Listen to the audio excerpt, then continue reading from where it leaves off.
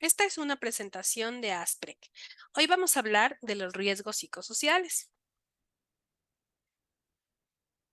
Vamos a tratar qué son los riesgos psicosociales, dónde se generan los riesgos, qué significa el estrés, las reacciones al estrés, los signos y síntomas físicos que produce, otros tipos de riesgos psicosociales y cómo prevenirlos. Empecemos.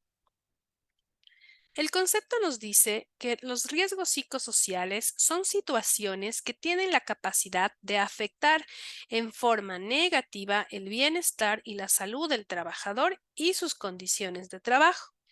Si nosotros recordamos, en todas las organizaciones tenemos varios factores de riesgo, por ejemplo, los riesgos ergonómicos que pueden causar enfermedades o los riesgos mecánicos que nos pueden causar accidentes.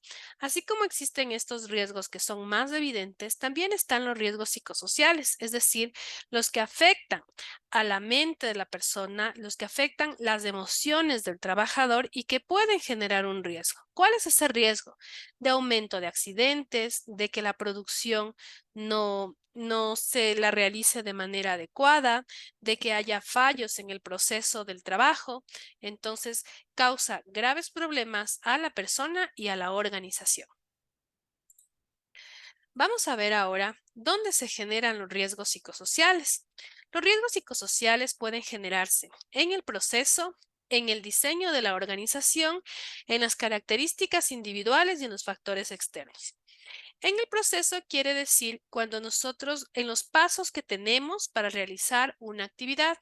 Supongamos que la actividad que vamos a realizar es la de hacer un pastel. Para hacer un pastel, yo debo tener todos los ingredientes, realizar la preparación, no sé, meter al horno, esperar que se enfríe y decorarlo, ¿ya?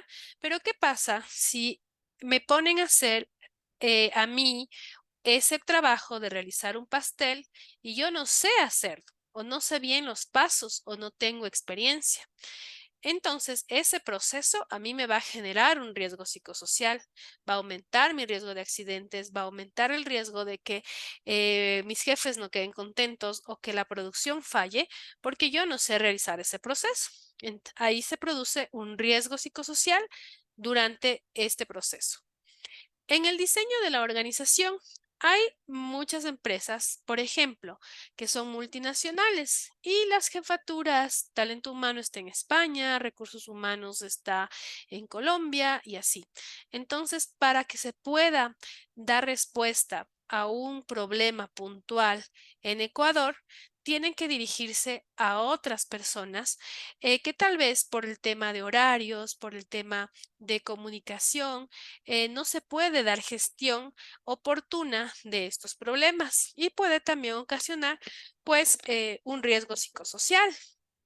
O en organizaciones donde hay muchos líderes, muchas cabezas, y viene una persona, un jefe, y le da una orden a una persona, el trabajador está realizando de esa manera, y viene otro y dice, no hagas eso, mejoras esto de acá, y le saca de ese puesto y no termina de hacer ni la una ni la otra cosa.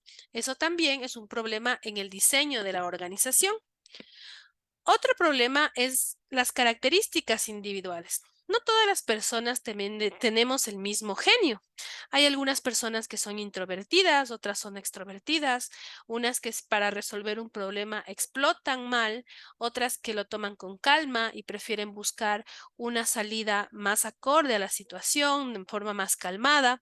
Entonces, es muy importante que nosotros conozcamos y respetemos esas características individuales de nuestros compañeros de trabajo, de las personas a las que lideramos, para que sepamos comunicarnos con ellos de una manera efectiva.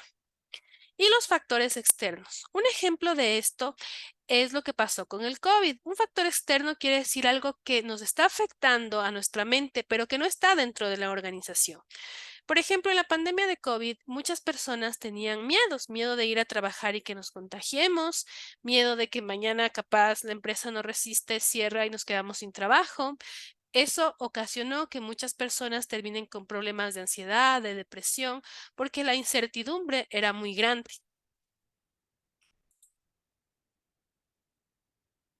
Vamos a hablar de uno de los principales riesgos psicosociales, que es el estrés. ¿Qué significa el estrés? La Organización Mundial de la Salud nos dice que el estrés son un conjunto de reacciones fisiológicas que preparan al organismo para la acción. Con esto, ¿qué nos quiere decir la Organización Mundial de la Salud? Que el estrés es normal, ¿sí? Todas las personas pasamos por un momento de estrés en la vida. ¿Qué es lo importante? Que este estrés sea puntual. Y así como una curva sube, tiene que bajar. Y esta caída debe ser en periodos bastante cortos. ¿Cuál es el problema del estrés? Cuando esto se mantiene a lo largo del tiempo y no permite una recuperación oportuna a la mente y al cuerpo de la persona. Como vamos a ver en la siguiente imagen. Esta curva se llama síndrome general de adaptación o la reacción al estrés. Es como le decía, ustedes pueden ver aquí una curva que atraviesa estos cuadros amarillos y naranjas. Cuando un estrés es saludable, cuando tenemos una tensión saludable, esta curva debería caer ya en la parte amarilla de la imagen. ¿Qué pasa aquí? Que se sostiene con el tiempo. Y eso es lo que causa la reacción mala que tenemos al estrés. En un principio, la tensión debe ser saludable. Por ejemplo, tenemos una alta producción en nuestra empresa, estamos en nuestro mes en donde más ventas tenemos y ese mes trabajamos fuerte, hacemos horas extras, estamos todos muy concentrados para lograr un objetivo específico. Pero se acabó ese mes y luego la producción vuelve a su ritmo normal y nosotros también volvemos a un nivel de estrés adecuado. ¿Sí?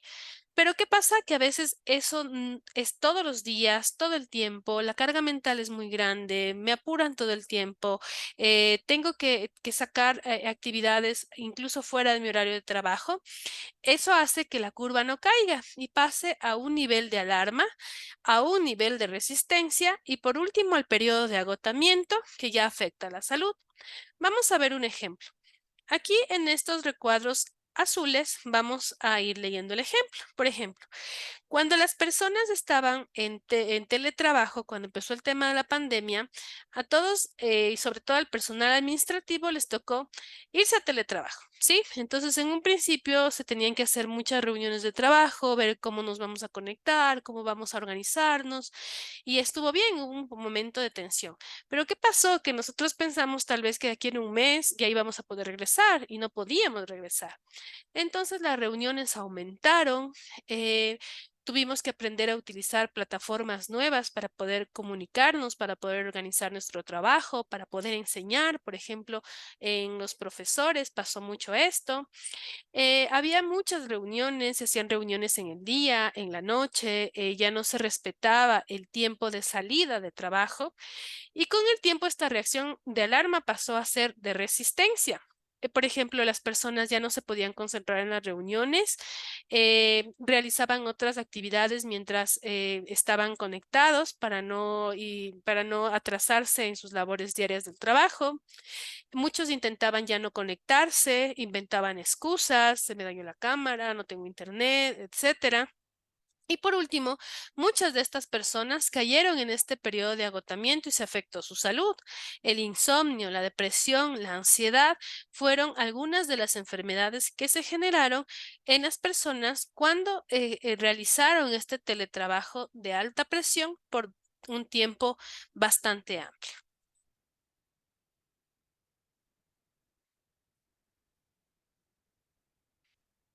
Cuando el estrés se eleva demasiado y es demasiado constante, ya se pueden ver signos y síntomas físicos. Por ejemplo, la sudoración en las manos, la contractura muscular, el famoso dolor de cuello, dolor de espalda. Hay dolores de diversas índoles. Un día me dolió la cabeza, el otro día me duele el estómago, otro día me duele la rodilla. El nivel de estrés es tan alto que hace que cualquier parte de nuestro cuerpo produzca dolor. Problemas gastrointestinales como el famoso colon irritable, por ejemplo, que está muy relacionado con síntomas de estrés y de ansiedad. Y también podemos podemos ver ya síntomas conductuales, es decir, en la conducta de la persona, en el pensamiento, en cómo se comporta ante otros individuos. Vienen los pensamientos negativos o pensamientos anticipatorios. Por ejemplo, el pensamiento negativo es, uy, no, el día de hoy tengo tanto trabajo que seguro en la noche me duele la espalda. Seguro y me equivoco. Tengo tanto trabajo que seguro hoy me accidento, hoy me corto. O los anticipatorios, ¿no? Capaz ahora me despiden, capaz de mañana no llego a trabajar, capaz de mi casa se enojan porque paso mucho tiempo en el trabajo. Esos son los síntomas conductuales que también se pueden ver. ¿Cuál es el problema? Que nosotros debemos reconocer que si estamos teniendo algunos de estos síntomas y que eso ya lleva un buen tiempo, debemos buscar ayuda, porque estos síntomas pueden pasar de un nivel de estrés a problemas ya más serios como la ansiedad y la depresión, que son enfermedades que deben ser tratadas por un profesional.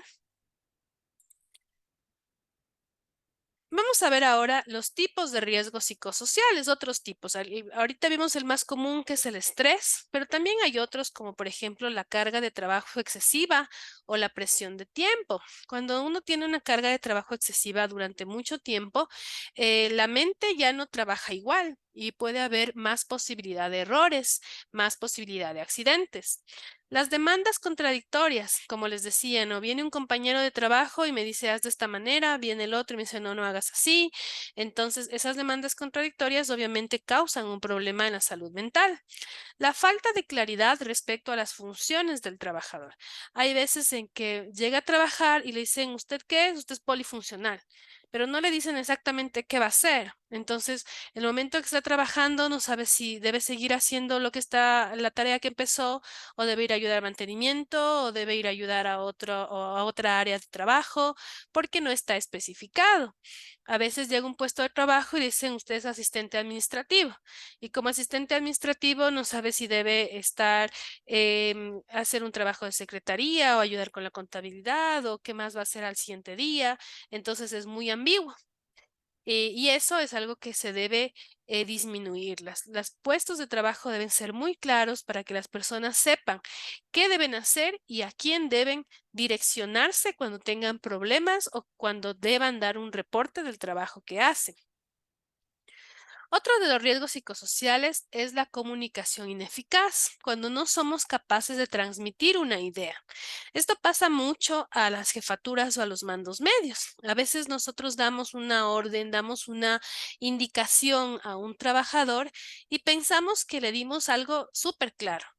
Cuando le preguntamos a ver qué pasó, qué entendió, resulta que no entendió lo mismo. Y no es porque esa persona no esté pensando bien o no sepa hacer su trabajo, simplemente que la mente es diferente.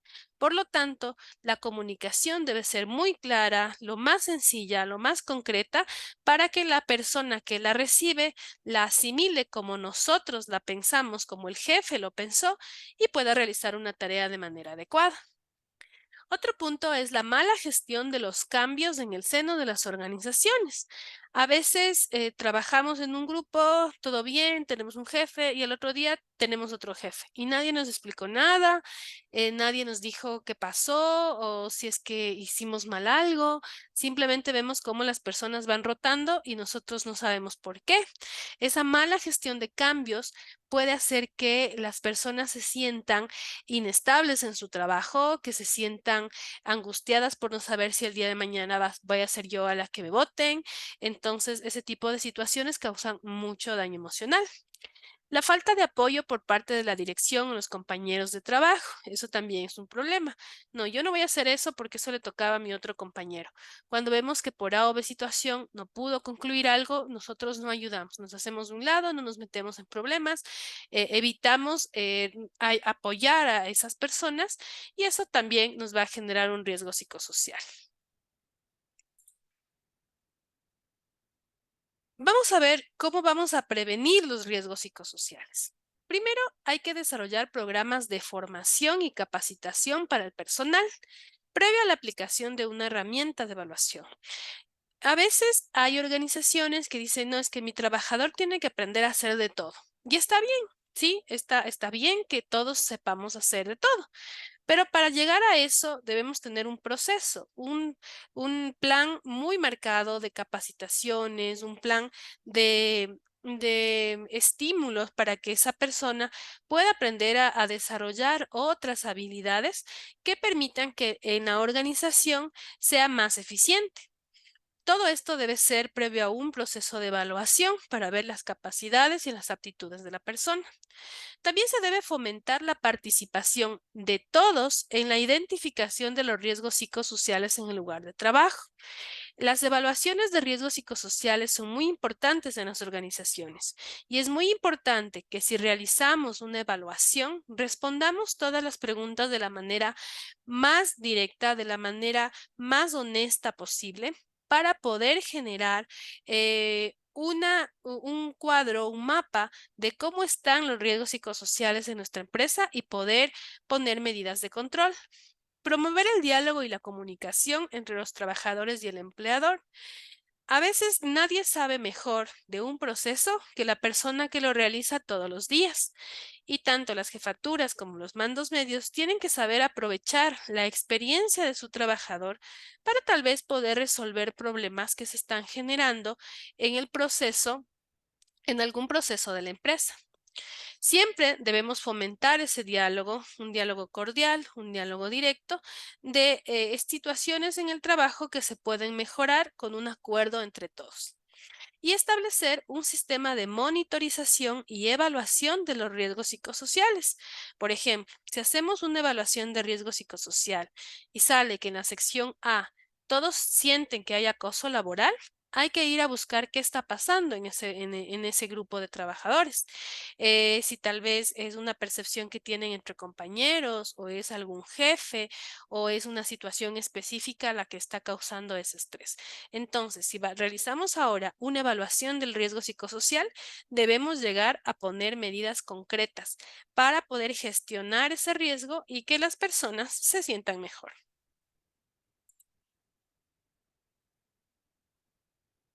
Esperamos que esta presentación haya sido de su agrado. Muchas gracias.